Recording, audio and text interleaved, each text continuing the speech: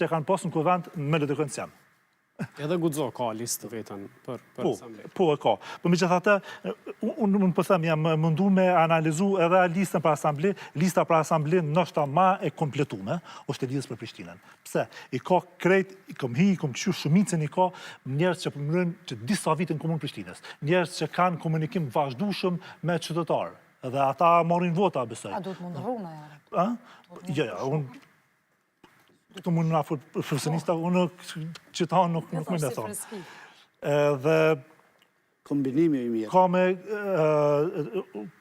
përplasin më të madhe shonë në mes Zotit Qeku dhe Përparim Ramës, këtë blokadën, me gjithatë na si media nuk kena me lanë, sepse ti ka bloku dy projekte, por nuk ti ka bloku 200 tjera. 200 për ti i ka dhonë. Veç 50 dikon i ka realizu. Dorëshliru kompromitimi. Do më thonë, për Prishtinën ka më full sa dush, po është se di. Gara në Prishtinë, paka shumë formacionet të ndryshme për balotazh, kërkush s'po thotë që fitohet në raund parë kryeqyteti. Nuk fitohet në raund të parë, edhe kjo për shkak të numrit të madh të kandidatëve dhe lista, mandej është shpërndarja e votës dhe kjo ndikon tek partia e parë, e dytë dhe e tretë që nuk mund ta marrë për herë të parë, natyrisht që në Prishtinë do të ketë balotazh, do të ketë vlerësoj balotazh shumë të afërt me përqindje, jo shumë larg, por që megjithëse është herët, por që vetëvendosja edhe lidhja demokratike, LDK-ja janë dy subjekte politike të cilat kanë strukturë të madhe në gjithë Prishtinën dhe në fshatrat përreth. Kjo i bën shumë më të qëndrueshme, sepse dhe kanë punu për një kohë të gjatë. Megjithatë, po e shoh një mangësi që nuk është që po i shoh disa njerëz që kanë ndikim të jashtëzakonshëm në LDK, kryesisht në pjesën e Llapit, sepse kjo lidhja mes Prishtinës dhe Llapit është e rëndësishme, nuk është që pisho që janë duke u angazhuar, por që nëse potencialisht me këto struktura të politike dhe me këto figura që kanë hyrë garës, pe shohim që është interesim i madh i partive që të fitojnë, kryesisht i udhëheqësve të partisë. Mendoj që LDK-ja dhe vetëvendosja do të shkojnë në balotazh, por dy partitë të cilat do të vendosin se cila parti të fitojë Ajrullah Qeku apo Përparim Rama është PDK-ja dhe OAK-ja. Do thonë shumë më shumë PDK-ja. PDK-ja do të jetë ajo do të jetë subjekti kryesor e cila vendos se cili subjekt jetë po, e këtë e shoh që ndoshta mund të ndryshoj, por që e shoh që më shumë me vullnet shkon me Ajrullah Qekun, se sa me Përparim Ramës, edhe për shkak të kaluarës politike që nuk është se janë ndarë shumë mirë, megjithatë krejt në fund mund të bëhen. Ma lehtë tek lëvizja vetëvendosje se sa tek LDK-ja në Prishtinë. Po, PDK-ja në Prishtinë, po flasë për shkak të... Po, dallon prej nivelit qendror.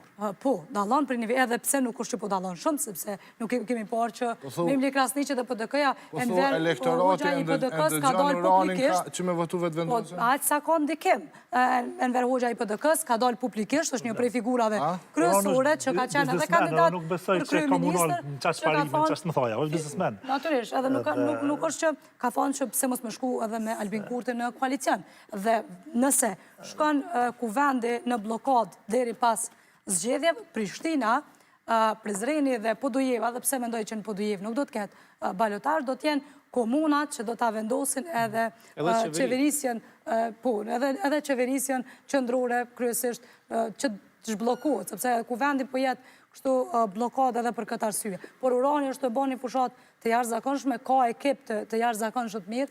Urani Smajli në Prishtinë ka arrit me marrë njerëz cilët nuk i kanë taku asnjëherë partive politike. Ka arrit edhe në qatë targetin e njerëzve që s'kanë qenë fort interesuar për partive. Ku e shon shtacën e madhe, ku e shon avantazhe vetëvendosjen, realisht është Gjilani, që mendoj që edhe ka me fitu Gjilanin. Vetëvendosje, po foli për shtacën e madhe, komunët e mëdha, po foli për ato të vogla. Në Ferizaj, pa dyshim, nëse më lejohet kjo, në Ferizaj, pa dyshim, PDK-ja është në avantazh, në Pej është LDK-ja, në Gjakov AK-ja dhe në Prizren PDK-ja. Kështu mendoj që janë në avantazh. Muja nëse ke... Para se me kalu të kjo shtaqe e madhe, isha nalë shkurt në Prishtinë të gara e Besa Shahimit.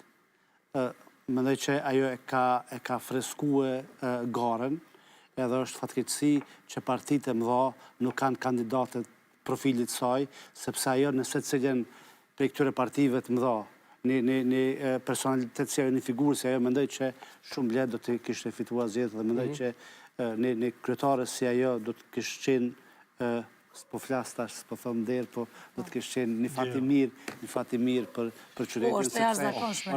Është shumë e përgatitur dhe mendoj që është qenë shumë mirë. Bazë të kësaj harte, cilat komuna potencialisht është favorit lëvizjave të vendosë, si pas juve? Tash më bëj sinqert, unë nuk jam shumë specialist i garave lokale edhe i prognozave tilla, por mendoj që... Va prognoza për Mitrovica për Prishtinë, vazhdo. Mendoj që...